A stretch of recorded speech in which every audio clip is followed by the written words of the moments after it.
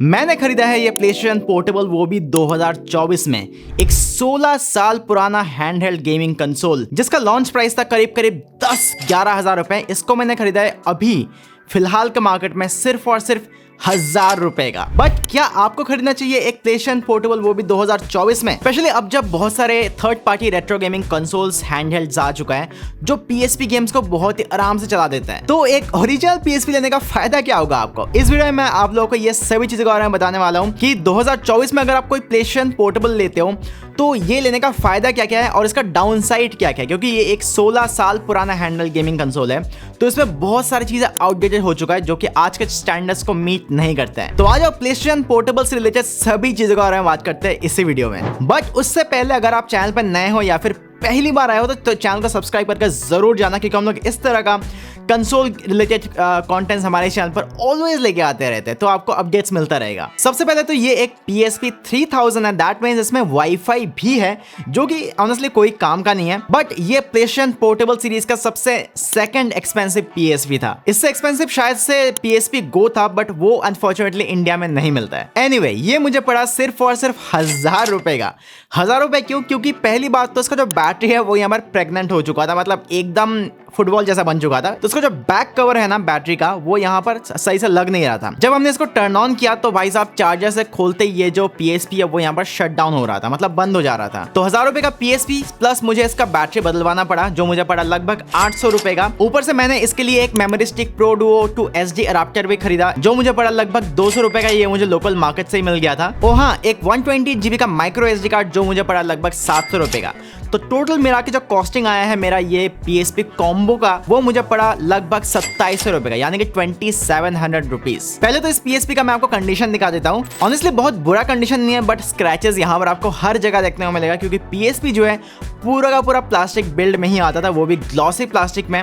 और PSP बिल्कुल भी डस्ट रेजिस्टेंस या फिर डस्ट प्रूफ नहीं था, इसलिए PSP के अंदर या फिर स्क्रीन के अंदर बहुत सारा डस्ट इजीली यहाँ पर घुस जाता था। तो यहाँ पर भी स्क्रीन के नीचे काफी सारा डस्ट है एंड ओवरऑल जो बॉडी है वहां पर काफी सारे स्क्रैचेस वगैरह है, बट कंडीशन उतना भी ज्यादा बुरा नहीं है। जो एक्चुअल शेल है वो अभी भी काफी अच्छे तरीके से टिका हुआ है। और ये देखो यहाँ पर इसका UMD यानी कि जो गेम्स का CDs है वो यहीं पर लग जाता है, जिसके जरिए आप PSP में लेजिटिमेट तरीके से गेम्स को खेल सकते हो। और ये रहा इसका बैटरी कंपार्टमेंट, 1200 mAh का बैटरी है यहाँ पर। हालांकि ये डुप्लीकेट बैटरी है, बट 3 घंटे का बैकअप दे देता है, जबकि ओरिजिनल जो बैटरी आता है PSP के साथ वो आपको लगभग 5 से लेकर 6 घंटे का बैकअप इजीली दे देता है। बट जितने सारे डुप्लीकेट बैटरीज आते हैं मार्केट में, हालांकि वो दिखने में बिल्कुल ओरिजिनल जैसा दिखता है, बट वो सारे ही डुप्लीकेट बैटरीज हैं। तो ये बैटरीज आपको लगभग 2.5 से लेकर 3 घंटे का बैकअप दे देता है। और यहाँ पर लग जाता है इसका मेमोरी स्टिक Pro Duo, जिसमें मैंने अडाप्टर के साथ एक माइक्रो SD कार्ड लगा रखा है। और इस तरफ इसका पावर प्लस लॉक स्लाइडर। इसको ऊपर की तरफ आप एक मिनी USB केबल लगाकर आप PC के थ्रू इसमें डेटा ट्रांसफर भी कर सकते हो। और नीचे की तरफ है इसका AV पोर्ट, जिसके जरिए आप इस PSP को टीवी के साथ कनेक्ट करके अपने सारे के सारे जो गेम्स है उसको एक बड़ा स्क्रीन में एंजॉय कर सकते हो। तो देख रहे हो उस जमाने में भी कितना हाई एंड टेक्नोलॉजी का यूज किया जाता था, वो भी एक 10,000 रुपए का PSP में। PSP का एक चीज मुझे बहुत ही बढ़िया लगता है, दैट इज इसका जो जॉयस्टिक है वो भाई साहब लंबे लंबे समय तक चलता है। मेरे पास ये PS Vita है, बट भाई इसका भी जॉयस्टिक बहुत जल्दी खराब हो जाता है, बट PSP का जॉयस्टिक भाई खराब नहीं होता है। इस PSP में सब कुछ बढ़िया है, बस एक ही दिक्कत है, दैट इज इसका स्क्रीन में एक डेड पिक्सल है। हालांकि ये गेमिंग के टाइम ज्यादा डिस्ट्रैक्ट नहीं करता है, बट मैंने UI में या फिर नॉर्मली अगर आप इसको स्क्रॉल कर रहे हो कभी कभार गेम्स में भी दिख जाता है एक ही ग्रीन कलर का ब्राइट डेड पिक्सल। भाई साहब, I was so close to get a perfectly normal PSP, but मुझे नहीं मिला। इसमें एक डेड पिक्सल है एंड ये मुझे हमेशा भटकती आत्माओं की तरह सताता है। अब एक चीज मैंने नोटिस करा while gaming on this PSP, कि इसका जो एक्चुअल शेप है ये कितना कंफर्टेबल है। छोटा है बट इसको लेकर भाई आप आराम से घंटों घंटों तक गेमिंग कर सकते हो बिना किसी हिचकिचाहट के। इसका जो D पैड है, इसका जो फेस बटन है, इवन जो शोल्डर बटन है, इनको सोनी ने बहुत ही प्रिसाइसली, बहुत ही सोच समझकर हर एक हैंड साइज का एर्गोनॉमिक को दिमाग में रखते हुए डिजाइन किया है। क्योंकि अगर कोई भी हैंडल हाथ में लेकर कंफर्टेबली फील नहीं होगा तो भाई खाक मजा आएगा उसमें गेमिंग करके। और प्लेस्टेशन पोर्टेबल काफी छोटा एंड हल्का है, इसलिए ये काफी पॉकेटेबल भी है। तो कहीं ट्रिप में जा रहे हो या फिर ट्रेन जर्नी में जा रहे हो, कहीं भी जा रहे हो, आप इसको बहुत आराम से पॉकेट में लेकर जा सकते हो। ओके, तो इसमें गेम्स खेले कैसे? क्योंकि ये 2024 है और 2024 में सोनी PSP का गेम्स को बेचना बंद कर दिया, या फिर कहीं से भी आपको इसका UMD CDs भी नहीं मिलेगा। तो खेले कैसे? और जैसे कि आप देख सकते हो मैंने इसमें बहुत सारे गेम्स डाल भी रखे हैं। तो मैंने ये सारे गेम्स इसमें कैसे डाले? अगर आपके पास ऑलरेडी बहुत सारे पुराने सीडीज है पीएसपी के लिए तो आप उनको इसमें डायरेक्टली डालकर खेल सकते हो, कोई भी दिक्कत वाली बात। आपको इसमें ऑनलाइन होने का जरूरत नहीं पड़ता है, आप अपने सारे के सारे गेम्स को ऑफलाइन खेल सकते हो अगर आपके पास सीडीज वगैरह है तो। बट इन केस अगर आपके पास कोई भी पीएसपी का सीडीज नहीं है, इनफैक्ट मैंने जब ये पीएसपी खरीदा था मेरे को कोई भी सीडीज इसके साथ नहीं दिया हुआ था, तो इसमें गेम्स डालना बहुत ही आसान है। इसके लिए आपको पीएसपी में कस्टम फ्रेमवर्क इंस्टॉल करना पड़ता है और पीएसपी में CFW यानी कि कस्टम फ्रेमवर्क को इंस्टॉल करना भाई एकदम आसान है, कोई भी बच्चा कर सकता है। आप उसके लिए गूगल कर सकते हो कि पीएसपी में कस्टम फ्रेमवर्क कैसे इंस्टॉल किया जाता है।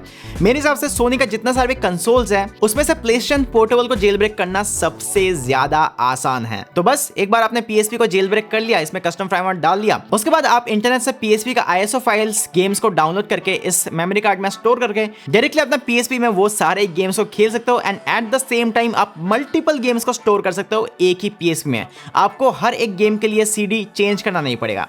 That is the biggest benefit of jailbreaking a PSP. और वैसे ही भाई 2024 में पीएसपी को जेल ब्रेक करने के अलावा आपके पास कोई भी दूसरा ऑप्शन नहीं है, क्योंकि आजकल सोनी के जो UMD डिस्क है वो नहीं मिलता है। अब इससे मैंने ऑलरेडी मेरा बहुत सारे फेवरेट गेम्स को इंस्टॉल कर रखा है, एक एक करके मैं आपको खेल के दिखाता हूँ और फिर आप देखो कि इसमें गेम्स खेलने में कितना ज्यादा मजा आता है।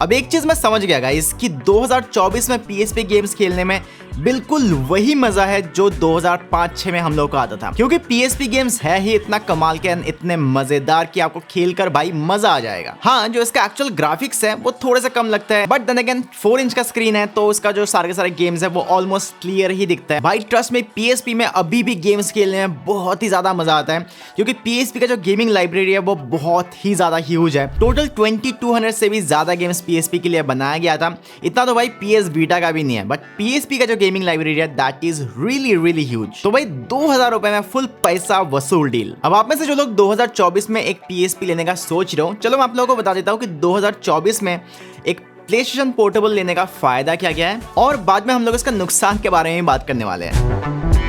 पहली बात तो ये एक कॉम्पैक्ट हैंडहेल्ड डिवाइस है एंड ये काफी कंफर्टेबल है, इसलिए आप इसको कहीं पर भी लेके जा सकते हो because it's a handheld and काफी कंफर्टेबल है, इसलिए आप इसको घंटों तक गेमिंग कर सकते हो इसके साथ। कोई ट्रिप पे जा रहे हो, कोई जर्नी पे जा रहे हो, कहीं अपने दोस्त के घर जा रहे हो, आपको टाइम पास के लिए कुछ चाहिए तो उसके लिए आप पीएसपी को डेफिनेटली कंसिडर कर सकते हो इवन इन 2024। जो गेम्स है, गॉड ऑफ वॉर जैसे गेम्स, टेकन जैसे गेम्स और भी बहुत सारे बर्नआउट सीरीज के रेसिंग गेम्स, भाई साहब एकदम नेक्स्ट लेवल एक्सपीरियंस। कहीं भी बैठकर बोरिंग फील कर रहे हो, पीएसपी निकालो और गेमिंग करना स्टार्ट कर दो।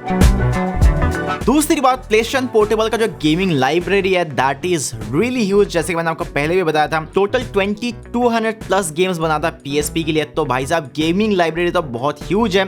एंड इसीलिए मेरे हिसाब से अगर आपको पीएसपी थोड़ा सस्ते प्राइस में मिल जाता है, लाइक 2000-3000 या फिर 1000 रुपए का मिल जाता है, तो भाई साहब फुल पैसा वसूल डील। इवन अगर आप इससे सेटिस्फाई होते भी नहीं हो तो भी आपका कुछ नहीं आ रहा है, सिर्फ 2000 रुपए जा रहे हैं। 2000 रुपए आजकल मतलब कुछ भी नहीं है। एक चाइनीज रेट्रो गेमिंग हैंडहेल्ड भी आजकल अगर आप लेने जाओगे जो कि इससे भी छोटा स्क्रीन एंड बहुत ही बेकार सा एर्गोनॉमिक ऑफर करता है, वो भी आपको 5-6 हज़ार का पड़ेगा। जबकि PSP आप ले सकते हो आज के जमाने में सिर्फ और सिर्फ 2 से लेकर 3,000 रुपए के रेंज में। तो भाई साहब अगर आप गेमिंग के शौकीन हो और अगर आपको PSP मिल रहा है तो खरीद लो, because you have nothing to loose.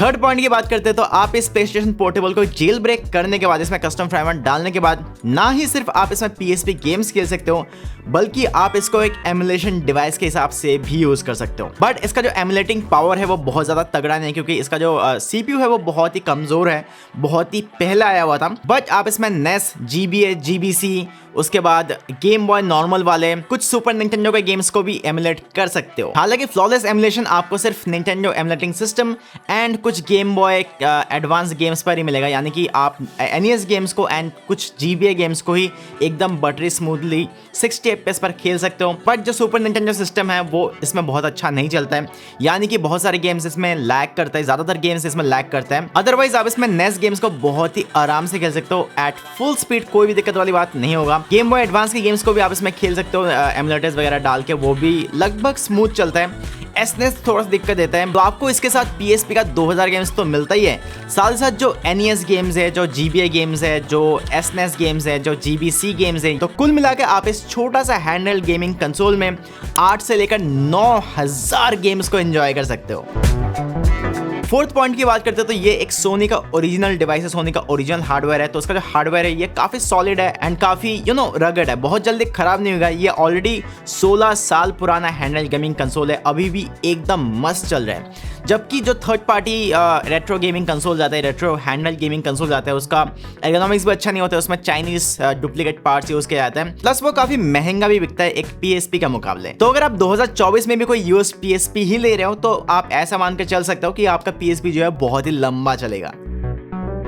फिलहाल के मार्केट में 2024 में आपको PSP 1000 रुपए से लेकर 3000 रुपए का बहुत ही आराम से देखने को मिल जाएगा, अगर आप OLX में ढूंढते हो कोई अच्छा खासा डील। और मेरे हिसाब से 2000 या फिर 2500 रुपए में PSP is a no brainer. अब PSP लेने से पहले इसका कुछ डाउन साइड भी सुन लो। पहली बात तो ये काफी आउटडेटेड डिवाइस है, इसलिए इसमें कोई स्टैंडर्ड Type-C चार्जिंग पोर्ट भी नहीं है, इवन इसमें कोई माइक्रो USB पोर्ट भी नहीं है। डेटा ट्रांसफर के लिए इसके ऊपर एक मिनी USB पोर्ट दिया गया है और चार्जिंग के लिए ये जो PSP है ये DC इन पोर्ट का यूज करता है एंड दोनों ही आजकल मिलना बहुत ही ज्यादा मुश्किल है। हालांकि आप चाहो तो DC to USB cable DIY करके आप इस PSP को कोई भी पावर बैंक से भी चार्ज। दूसरा डाउनसाइड की बात करते हैं तो वो है इसका स्क्रीन। इसका जो डिस्प्ले का PPI है वो बहुत ही ज्यादा कम है, इसलिए इसका जो पिक्सल्स है वो बहुत ही बड़े बड़े दिखते हैं, जो कि 2024 में काफी आउटडेटेड फील होता है। एंड जो पिक्सल्स है वो एकदम स्मूथ नहीं है, आपको रफ एजेस दिखेगा, एकदम पिक्सल सा गेमिंग आपको फील आएगा। तो इसका डिस्प्ले के लिए कुछ लोगों को इसमें गेमिंग करने में उतना ज्यादा मजा नहीं भी आएगा, बट पर्सनली मुझे काफी ज्यादा मजा आया है। PSP का थर्ड डाउनसाइड इज इसमें आपको सिर्फ और सिर्फ एक ही एनालॉग स्टिक मिलता है। इस वजह से PSP में फर्स्ट पर्सन शूटिंग गेम्स या फिर थर्ड पर्सन शूटिंग गेम्स को खेलना काफी ज्यादा अनोइंग है,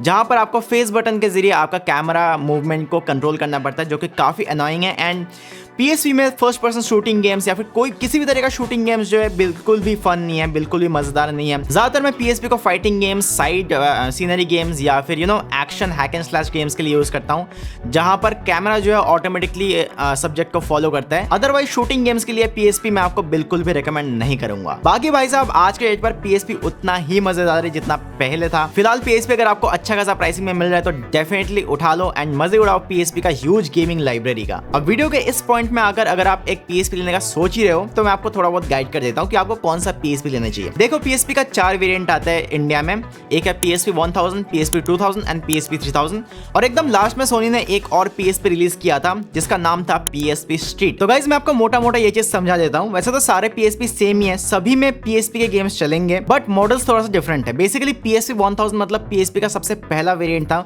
उसके बाद थोड़ा बहुत रिफ्रेशमेंट के बाद इन्होंने लाया है PSP 2000 सीरीज, उसके बाद एक एक और मॉडल लाया PSP का, थोड़ा बहुत और फीचर्स ऐड करके, थोड़ा बहुत और रिफ्रेश वर्जन है PSP 3000, जो कि है ये वाला मॉडल। और PSP 1000 से लेकर PSP 3000 तक के जो जितने मॉडल्स हैं, 3 मॉडल्स हैं, इन तीनों में बैटरी जो है रिमूवेबल रहता है, तो आप मतलब बाद में जाकर बैटरी चेंज करके दूसरा बैटरी या फिर थर्ड पार्टी बैटरीज भी लगा सकते हो। और जो स्ट्रीट PSP मॉडल है वो PSP 3000, 1000 या फिर 2000 से ज़्यादा मोटा है, क्योंकि उसमें बिगर बैटरी दिया गया है, बट वो जो बैटरी है वो नॉन रिमूवेबल है, आप उसको खोल नहीं सकते हो। हालांकि स्ट्रीट PSP में आपको बैटरी बैकअप ज़्यादा बेटर मिलेगा, क्योंकि ना उसमें वाईफाई है और उसमें बड़ा सा बैटरी भी है, तो बैटरी बैकअप के मामले में जो PSP स्ट्रीट PSP है उसमें आपको best of the best battery backup मिलेगा। और वो काफी सस्ता भी आया था, लॉन्च ही हुआ था 7000 रुपए का। बट आज की डेट में सभी PSP का वैल्यू सेम ही है, लगभग मतलब 1500 से लेकर 3000 तक का आपको देखने को मिल जाएगा। PSP 1000 मॉडल को इग्नोर करो तो अच्छा है, क्योंकि वो फर्स्ट PSP वर्जन था। PSP 2000 या फिर 3000 मॉडल ले सकते हो अगर आपको लेना है, तब अगर आपको वाईफाई वाला चाहिए। बट मेरे हिसाब से स्ट्रीट PSP सबसे बेस्ट है, क्योंकि उसमें सबसे बड़ा बैटरी भी मिलता है, लगभग आपको 7 से लेकर 8 घंटे का बैकअप मिल जाएगा। बस स्ट्रीट PSP में एक ही दिक्कत है कि आप उसका बैटरी को रिप्लेस नहीं कर सकते हो। But at the same time street PSP Sony का सबसे लेटेस्ट PSP मॉडल था, मतलब सबसे बाद में यहाँ पर लॉन्च हुआ था। तो गाइज मैं आशा करता हूँ आप लोगों को ये वाला वीडियो अच्छा लगा होगा। अगर आप इसी तरह का console related, handheld gaming console related videos और भी आगे इस चैनल पर देखना चाहते हो, तो मेक श्योर कि आप इस चैनल को सब्सक्राइब कर दो, नीचे सब्सक्राइब वाला बटन दबाकर हमारे साथ जुड़ जाओ, क्योंकि हम लोग इस तरह का awesome gaming and console related videos हमारे चैनल पर ऑलवेज एंड ऑलवेज लेके आते रहते हैं। मिलता हूं आप लोगों से PS Vita इन 2024 वीडियो के साथ, तब तक के लिए बाय।